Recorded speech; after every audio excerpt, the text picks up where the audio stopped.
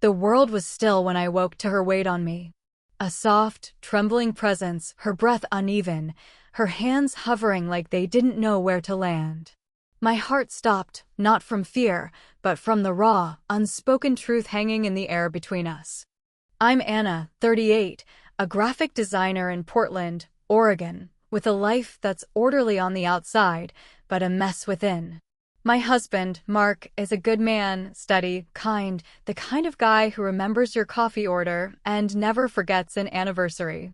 We've been married 5 years, blending our fractured pasts into something that looks like a family. His daughter, Lila, came with him. She was 17 when we met, a storm of defiance and sharp edges, but I saw the hurt beneath her bravado. Now, at 22, she's softer, but her eyes still carry that fire, that hunger for something she can't name. That morning, I was half lost in a dream when I felt her. Lila, perched on the edge of my bed, her knees pressing into the mattress, her silhouette framed by the pale light of dawn. Mark was away, a work trip to Seattle, leaving the house too quiet.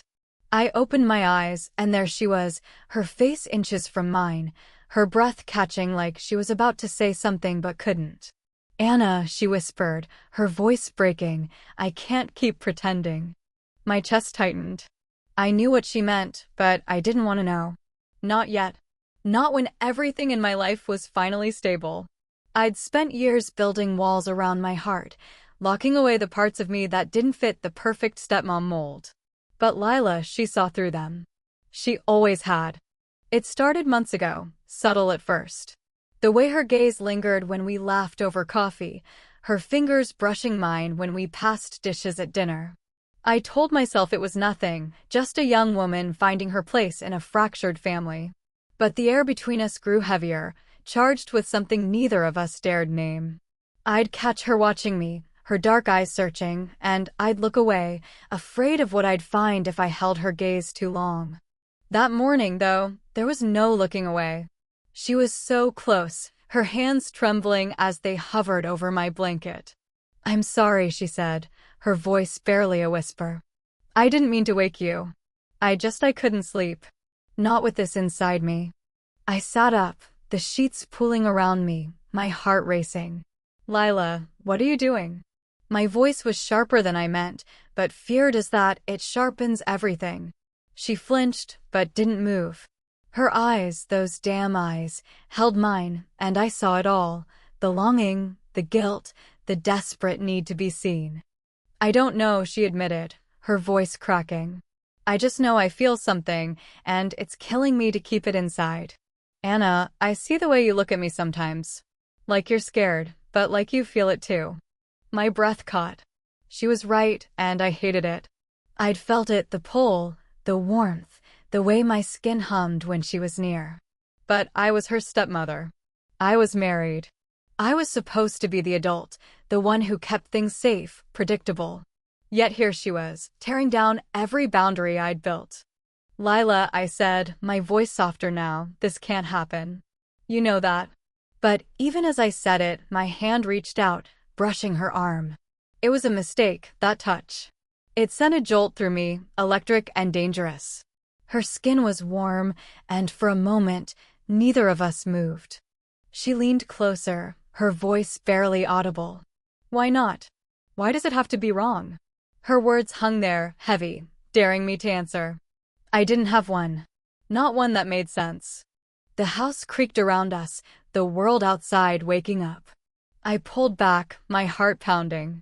"We can't," I said again, but it sounded weak, like I was trying to convince myself. Lila's eyes searched mine, and for the first time, I saw her not as Mark's daughter, but as a woman, vulnerable, fierce, and impossibly alive.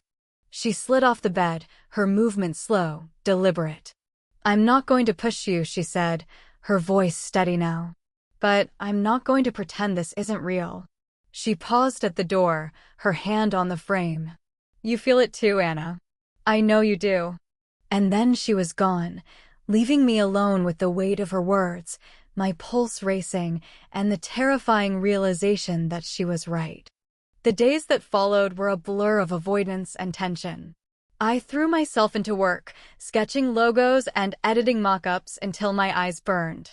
Lila kept her distance, but I felt her presence everywhere, in the kitchen where we used to laugh, in the living room where she'd sprawl on the couch with her sketchbook. The house felt smaller, the air thicker, like we were both holding our breath. Mark came home, oblivious to the storm brewing under his roof. He kissed my cheek, told me about his trip, and I smiled, nodding, playing the part of the perfect wife.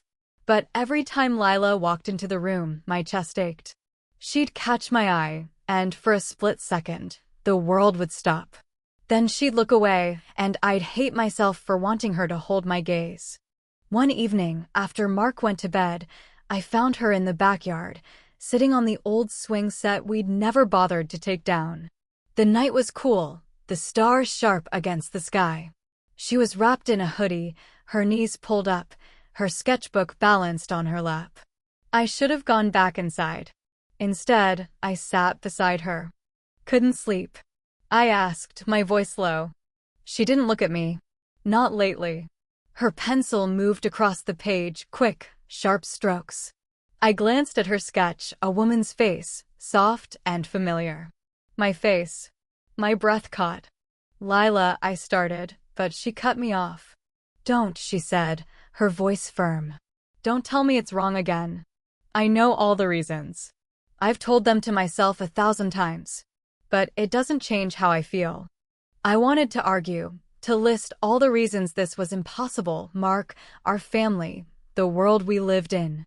But sitting there under the stars, with her so close, those reasons felt hollow. "What do you want from me?" I asked, my voice barely above a whisper. She turned to me, her eyes fierce. "I want you to stop pretending. I want you to be honest, just once. Do you feel it, Anna? Or am I alone in this?" Her words cut through me, sharp and relentless. I wasn't alone. I felt it, every stolen glance, every brush of her hand, every moment I'd tried to bury. But admitting it meant unraveling everything I'd built. My marriage. My life. Myself. "I don't know what I feel," I lied, my voice shaking. "I just know it's dangerous." She laughed, a soft, bitter sound. "Love is supposed to be dangerous. Isn't that the point?" I had no answer. Not then. Not when her words echoed in my head, long after she went inside, leaving me alone on the swing, staring at the stars and wondering how I'd let my heart get so tangled. The swing set creaked under my weight as I sat there, Lila's words burning in my mind. Love is supposed to be dangerous. I wanted to laugh it off, to dismiss it as the reckless passion of youth. But the truth was I was terrified, not of her, but of myself. I'd spent years burying the parts of me that didn't fit the life I'd chosen. Now Lila was pulling them to the surface, and I wasn't sure I could stop her. The next morning, I woke to the smell of coffee and Mark's voice humming in the kitchen. Routine. Normalcy. I clung to it like a lifeline. I showered, dressed, and joined him at the table, forcing a smile as he talked about his day. Lila wasn't there. Her absence was a relief, but it left a hollow ache in my chest. I hated how much I noticed it. Work was my escape. My studio, a small rented space downtown, was my sanctuary, canvases, sketches, and the hum of my laptop. I buried myself in a new project, a branding campaign for a local bookstore. But even there, Lila crept in. I'd catch myself sketching her eyes, her sharp jawline, the way her hair fell when she laughed. I tore up the sketches, but they kept coming, like she'd taken root in my mind. That afternoon, she texted me. Just 3 words, "Can we talk?" My thumb hovered over the reply button, my heart racing. I typed "not now" and deleted it. Then okay and deleted that too. Finally, I settled on meet me at the studio. 6 p.m. It was neutral ground, safer than the house, where Mark's presence loomed like a silent judge. She was there at 6 sharp, leaning against the brick wall outside, her hands stuffed in her jacket pockets. The Portland drizzle clung to her hair, making it glisten under the streetlights. "You came," she said, her voice soft but steady. I said I would. I unlocked the door, my hands unsteady. Inside, the studio was quiet, the air thick with the smell of paint and coffee. I busied myself tidying my desk, avoiding her eyes. What do you want to talk about? She stepped closer, her boots scuffing the hardwood floor. You know what? Her voice was low, insistent. Anna, I'm not crazy. I see it in you, the way you look at me, the way you pull back like you're scared of getting burned. I just need to know if I'm imagining it. I turned to face her, my resolve crumbling. You're not imagining it, I admit it, the words spilling out before I could stop them. But it doesn't matter. It can't happen, Lila. I'm married. To your father. Her face didn't change, but her eyes darkened. And are you happy? Really happy? Because I see you, Anna. You're living half a life, pretending to be someone you're not. Her words hit like a punch. I wanted to deny it, to tell her she was wrong, but the truth was, I'd been pretending for years. Before Mark, there was Sarah, my college girlfriend, the one I'd loved fiercely until fear and family pressure tore us apart. I'd buried that part of me, convinced myself it was a phase, a mistake. But Lila saw it, the truth I'd hidden even from myself. I can't do this, I said, my voice breaking. I can't hurt him. I can't hurt you. You're not hurting me, she said, stepping closer. You're hurting yourself. And I'm tired of watching it. Her hand reached out, tentative, brushing my wrist. The touch was soft, but it set my skin on fire. I didn't pull away. For a moment, we stood there, the world narrowing to the space between us. Her eyes searched mine, and I saw everything, her fear, her hope, her raw, unguarded heart. I wanted to close the distance, to let myself fall into whatever this was. But the weight of my wedding ring, heavy on my finger, pulled me back. Lila, please, I whispered. Don't make this harder. She dropped her hand, her jaw tight. I'm not the one making it hard, she said. You are. She turned to leave, but paused at the door. I'm not giving up, Anna. Not until you're honest with yourself. The door closed behind her, and I sank into my chair, my hands shaking. Her words echoed in the silence, relentless. I'd spent so long running from who I was, but Lila was forcing me to face it. And I wasn't sure I was strong enough. The next week was torture. Lila was everywhere, her laugh in the kitchen, her music drifting from her room, her eyes catching mine across the dinner table. Mark noticed nothing, his world untouched by the storm raging inside me. I envied his obliviousness, but I hated it too. How could he not see the way my hands trembled when Lila passed me the salt? I started staying late at the studio, claiming deadlines. But really, I was avoiding her. And myself. One night, I came home past midnight, the house dark and quiet. I thought I'd escaped her, but there she was, sitting on the stairs, her knees pulled up, her face half hidden in shadow. You're avoiding me, she said, her voice calm but cutting. I'm busy, I lied, setting my bag down.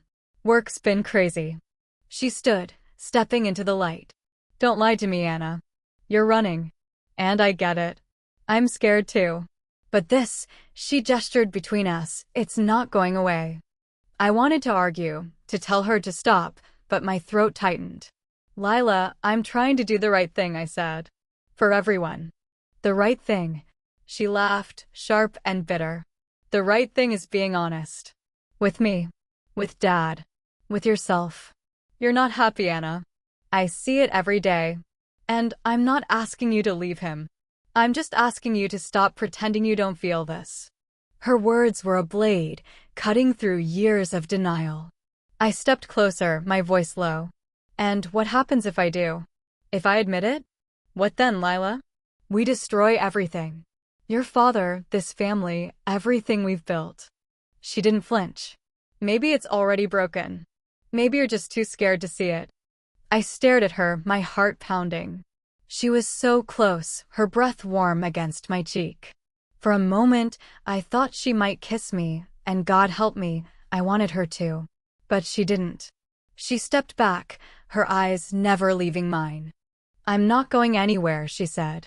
When you're ready to stop running, I'll be here. She turned and climbed the stairs, leaving me in the dark, my heart a tangled mess of fear and longing. I stood there for a long time, the silence pressing in, knowing she was right and hating myself for it. The house felt like a pressure cooker, every moment charged with the weight of what Lila had said.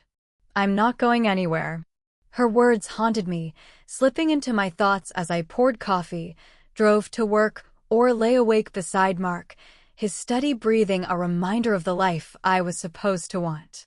But all I could think about was her eyes, her voice, the way she saw through me like no one else ever had. I tried to keep my distance, but Lila was relentless.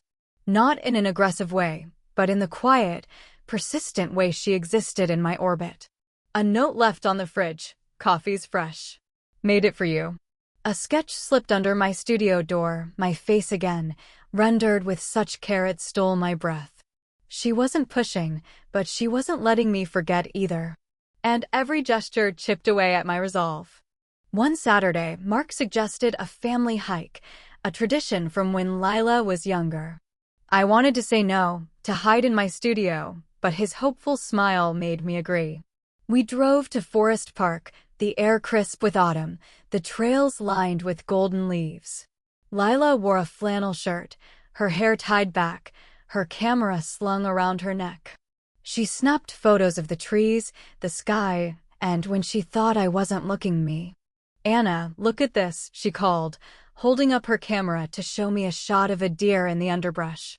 Our fingers brushed as I took the camera, and my heart stuttered. Mark was ahead, oblivious, pointing out a bird's nest to no one in particular. Lila's eyes met mine, and for a moment, the forest faded away. "You're beautiful," she said softly, so only I could hear. My cheeks burned, and I handed the camera back, muttering something about the trail. But her words lingered, warm and dangerous, as we walked on. That night, back home, Mark was in high spirits, cooking dinner and cracking jokes. Lila and I moved around each other carefully, like dancers avoiding a misstep. At one point, our hands brushed reaching for the same dish, and I pulled back like I'd been burned. She didn't say anything, but her eyes held a quiet challenge: "Stop running." After dinner, Mark fell asleep on the couch, the TV flickering. Lila and I cleaned the kitchen in silence, the clink of dishes the only sound. Then she spoke, her voice low. "You're not happy with him, Anna. I see it. Why do you stay?" I froze, a plate in my hands. "Because it's not that simple," I said, my voice barely steady. "He's a good man. He loves me. And you're his daughter." "I know," she said, stepping closer. "But that doesn't change what I feel. Or what you feel." Her hand reached out, stopping just short of mine. "I'm not asking you to leave him. I'm just asking you to be honest with yourself." I set the plate down, my hands trembling. "And what if I am? What if I admit I feel something? What then, Lila? We can't just act on it. It's not just about us." Her jaw tightened, but her eyes softened. "I know. But pretending it's not there, that's killing you. I see it every day. You're fading, Anna. And I can't watch it anymore." Her words cut deeper than I expected, because they were true. I'd been fading for years, burying my desires, my truth, to fit into a life that felt safe. But safe wasn't enough anymore. Not when Lila was standing there, offering me something I'd spent my life running from. I turned away, gripping the counter. "I need time," I said, my voice shaking. "Please, just give me time." She nodded, her expression unreadable. "I'll wait," she said. But not forever. The next few days were a blur of guilt and longing. I threw myself into routine, work, errands, small talk with Mark, hoping it would drown out Lila's voice in my head. But it didn't.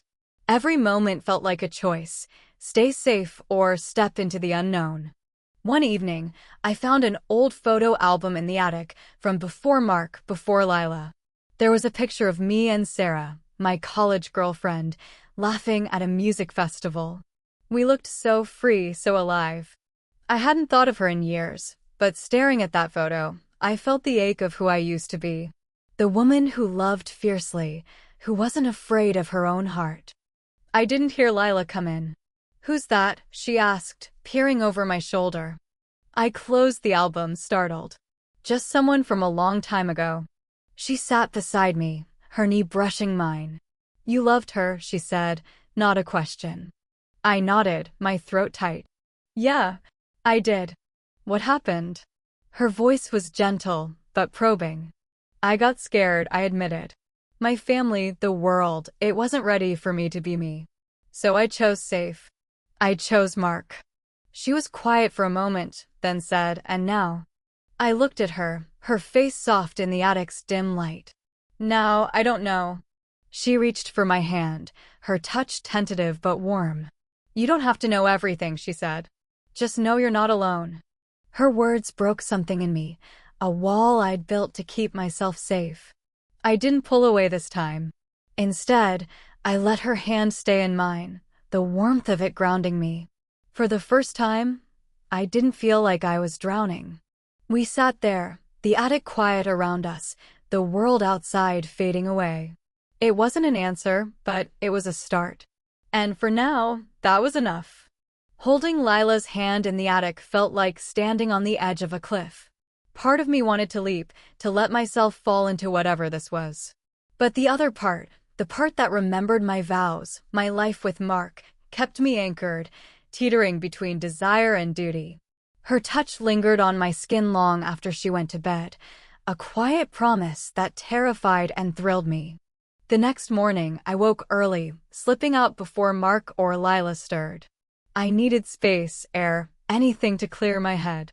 I drove to the coast, to Cannon Beach, where the ocean roared and the wind cut through my thoughts.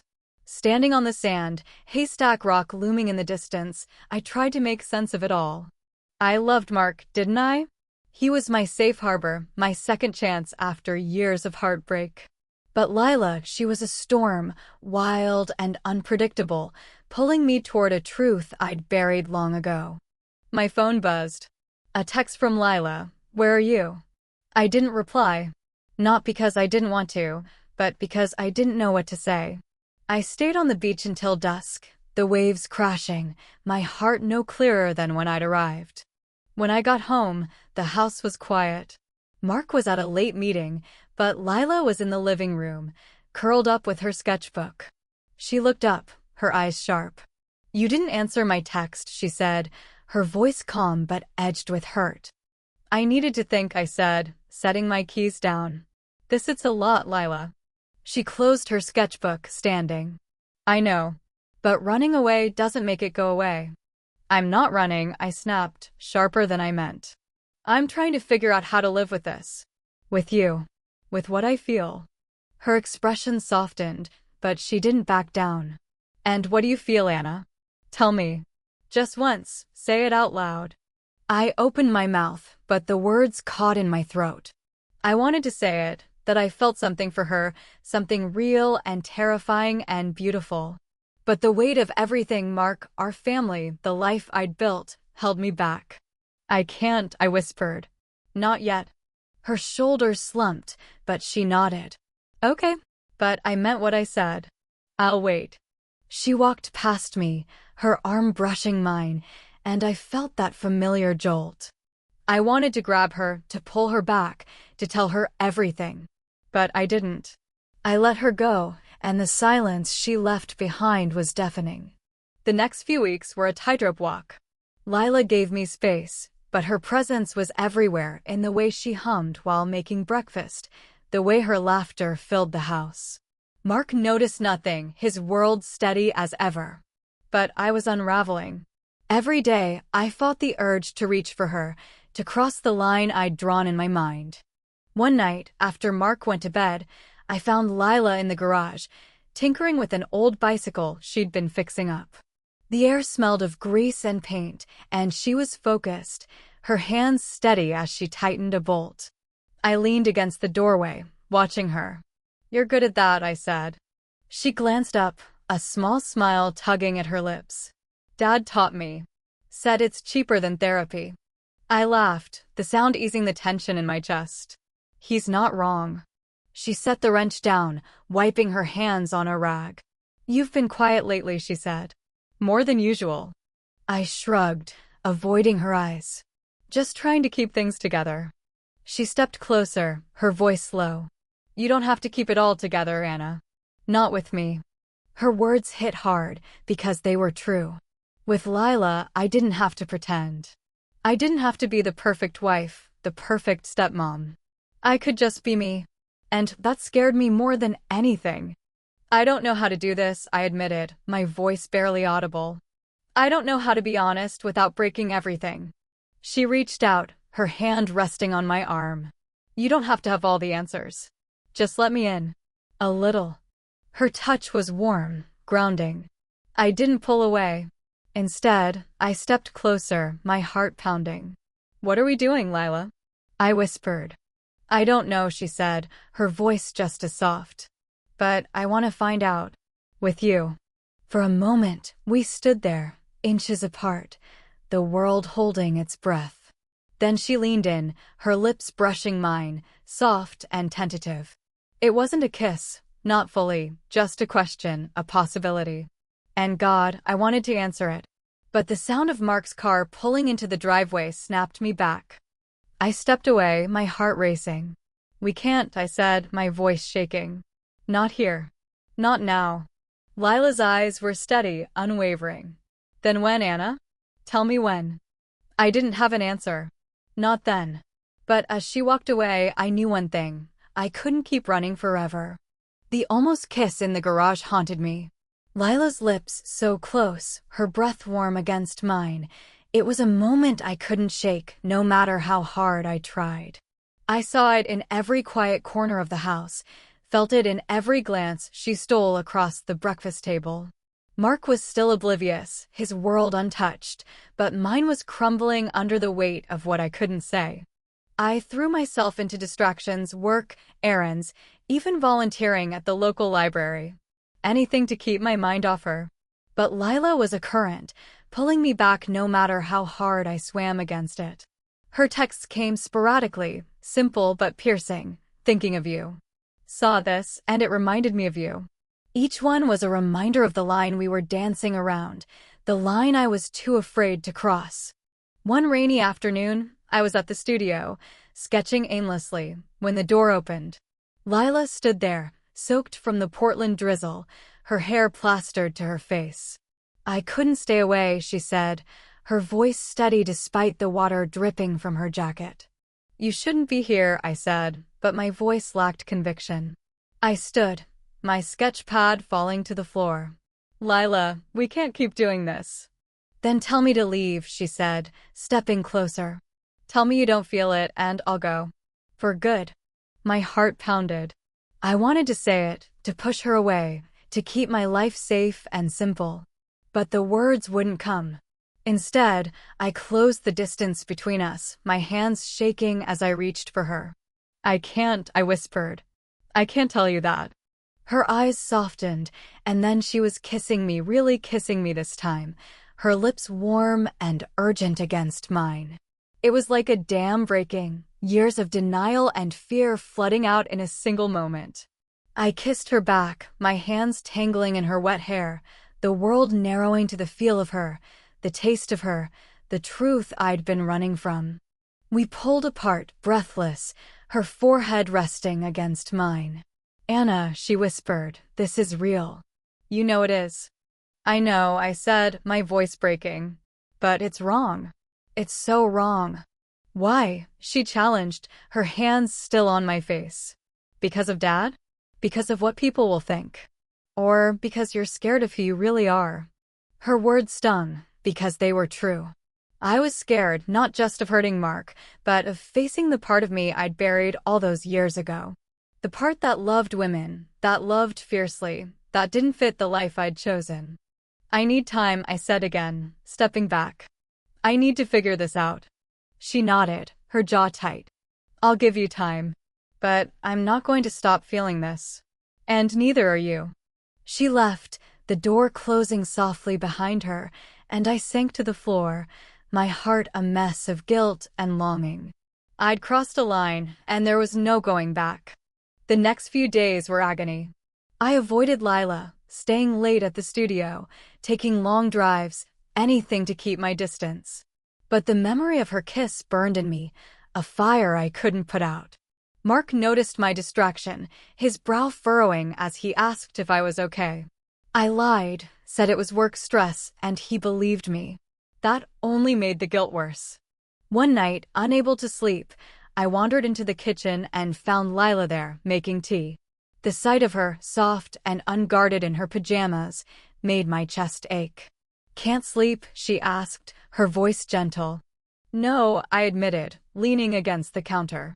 "You." She shook her head, pouring a second cup and sliding it toward me.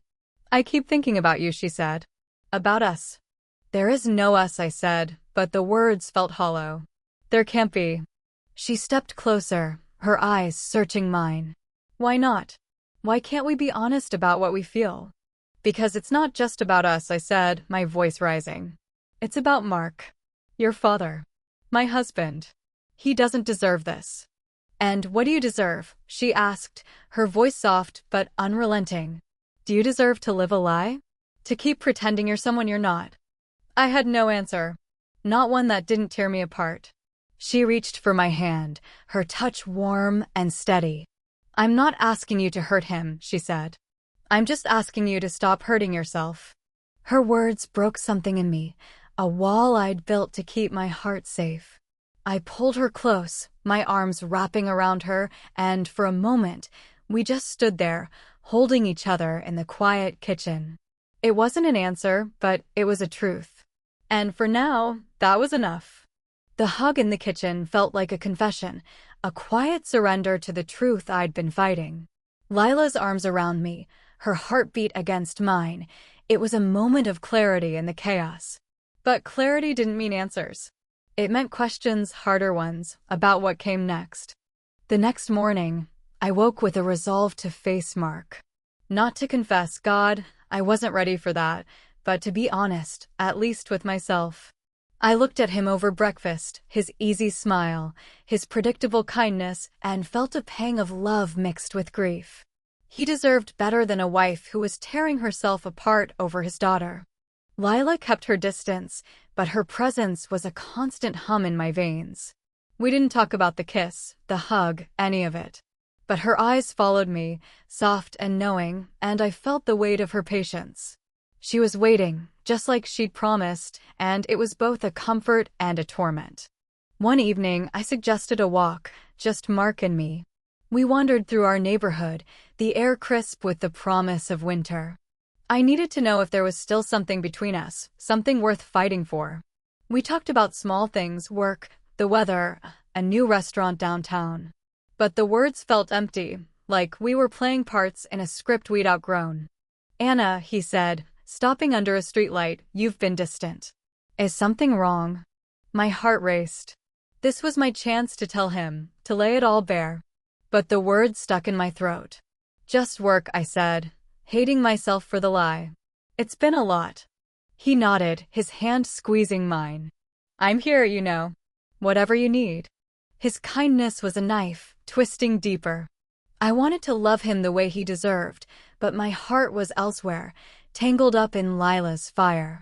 I smiled, nodded, and we walked home in silence, the gap between us wider than ever. That night, I couldn't sleep. I slipped out of bed, leaving Mark snoring softly, and found Lila in the backyard, staring at the stars. She didn't turn when I joined her, but I felt her awareness, like a current in the air. "I talked to Mark," I said, my voice low. "I didn't tell him everything.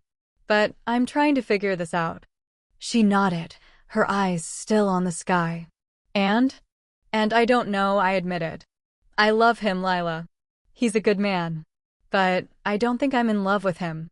Not anymore." Her head turned, her eyes meeting mine. "And what about me?" My breath caught. "You scare me," I said, the truth spilling out. "Not because of who you are, but because of what you make me feel. Like I'm waking up after years of being asleep." She reached for my hand, her fingers lacing through mine. "That's not something to be scared of," she said. "That's something to fight for." Her words were a lifeline, pulling me toward a truth I'd been afraid to face. I squeezed her hand, my heart pounding. I don't know how to do this, I said. I don't know how to hurt him without losing myself. You won't lose yourself, she said, her voice fierce. Not with me. We sat there, hand in hand, the stars above us, the world quiet. It wasn't a decision, not yet. But it was a step, a promise to stop running, to face whatever came next. The next day, I called a therapist, someone I'd seen years ago after my breakup with Sarah. I needed clarity, a way to navigate the mess in my heart. The session was raw, painful, as I laid out everything: my marriage, my feelings for Lila, the guilt that ate at me. The therapist listened, her voice calm but firm. You can't live for other people's happiness, Anna, she said. Not at the cost of your own. Her words stayed with me, echoing Lila's. I started to see a path, faint but real, toward honesty. Not just with Mark, but with myself. I wasn't ready to confess everything, but I was ready to start asking the hard questions. That evening, Lila found me in the living room, flipping through an old magazine. You okay? She asked, sitting beside me. Getting there, I said, managing a small smile. I saw someone today. A therapist. I'm trying to figure out what I want. Her eyes lit up, soft and hopeful. That's a start, she said. I'm proud of you. Her words warmed me, a quiet strength I hadn't realized I needed. We sat there, not touching, but closer than ever. For the first time, I felt like I could breathe. The weeks that followed were a slow unraveling, a shedding of the life I'd clung to for so long. Therapy helped, peeling back layers of fear and guilt, but it was Lila's quiet presence that grounded me. She didn't push, didn't demand answers, but her belief in me and us gave me the courage to keep going. I knew I had to talk to Mark. Not about Lila, not yet, but about me. About the truth I'd buried, the woman I'd been afraid to be. It wasn't fair to him, living with half of me while I wrestled with my heart. The thought of hurting him made my stomach twist, but the thought of living a lie any longer was unbearable. One Sunday, with Lila out visiting a friend, I asked Mark to sit with me. The living room was quiet, the afternoon light soft through the windows. He looked at me, his eyes warm but wary, sensing the weight of what was coming. Mark, I started, my voice trembling, I need to tell you something. About me. About who I am. He leaned forward, his hands clasped. Okay, I'm listening. I took a deep breath, the words heavy but necessary. I've spent a long time trying to be someone I'm not. I love you, Mark. You're a good man, the best. But I'm not straight. I've known it for years, since before we met, but I was scared. I thought I could make it work, that I could be the wife you deserved. But I can't keep pretending. His face changed, a mix of confusion and hurt. What are you saying, Anna? Are you leaving me? I don't know, I said, tears stinging my eyes. I just know I can't keep lying to you. Or to myself. I need to figure out who I am, and I can't do that while pretending everything's okay. He was quiet for a long time, his jaw tight. Is there someone else? He asked, his voice low. My heart stopped. I could have lied, could have kept Lila out of it. But I owed him the truth, or at least part of it. There's someone I have feelings for, I said. But it's not about them. It's about me. About being honest. He stood, pacing the room, his hands running through his hair. I don't understand, Anna. We've been happy. Haven't we? We've been safe, I said, my voice breaking. But I haven't been happy. Not really. And you deserve someone who can love you fully, without holding back. He stopped, his eyes meeting mine, and I saw the pain there, raw and real. I love you, he said. I don't know how to do this without you. I know, I whispered. I'm so sorry. We talked for hours, tears falling, voices breaking. He didn't ask who the other person was, and I didn't volunteer it. But the truth was out, and there was no going back. The next day, I moved into a small apartment downtown, a temporary space to give us both room to breathe. Mark needed time, and so did I. Lila texted me that night. I heard. Are you okay? I replied, not yet. But I'm trying. She came to the apartment the next evening, her eyes soft with worry. "You told him," she said, standing in the doorway. "Not everything," I said, "but enough. I needed to be honest about who I am." She stepped inside, her hands in her pockets. "And who are you, Anna?" I smiled, a small, shaky thing. "I'm still figuring that out. But I know I'm someone who feels something for you. Something real."